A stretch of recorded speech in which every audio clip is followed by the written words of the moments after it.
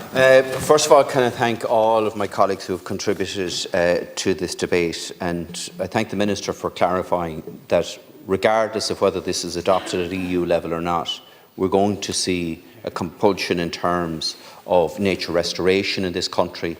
It is set out in statute now, and there needs to be a plan put in place. And I think it's what's in that plan is what's critically important, and that's what we're talking about here. Now, I was disappointed to hear that Minister Hackett confirmed to the House earlier on that stakeholder engagement has started. And you, Minister, you disputed the figures that I've given. The difficulty is you can't dispute the figures I've given. I'm not saying they're accurate, but you can't dispute them because we're still waiting on the maps in relation to farms and in relation to areas in this country that are going to be impacted by this. Those maps have not yet been published. You cannot start stakeholder engagement until people know who has been impacted. And the reality is that as we speak, the Department of Agriculture is going through that mapping process, identifying the lands that are going to be potentially impacted by it. So don't be putting the cart before the horse in relation to it. The first thing we need is to identify who potentially could be impacted by this, and let's then have a fair and equitable engagement in relation to that.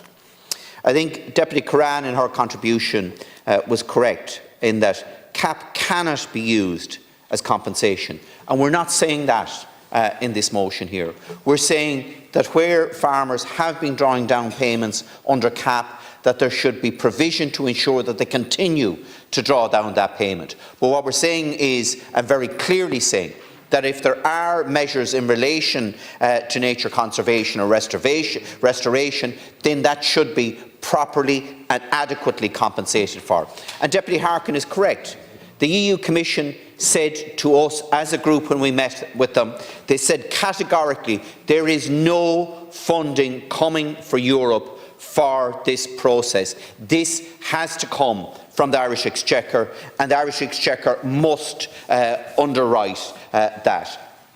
And I know that there has been a debate in relation to Minister Ryan leading the campaign to have this measure adopted at the EU Council of Ministers.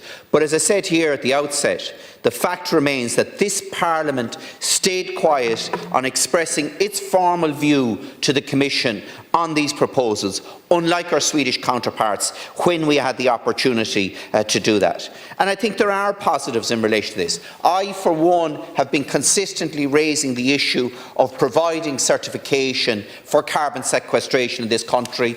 We're not doing like we're doing in Northern Ireland, which is leading and providing a benchmark for it. We're doing it in a piecemeal manner here in this country, and that shouldn't be the case.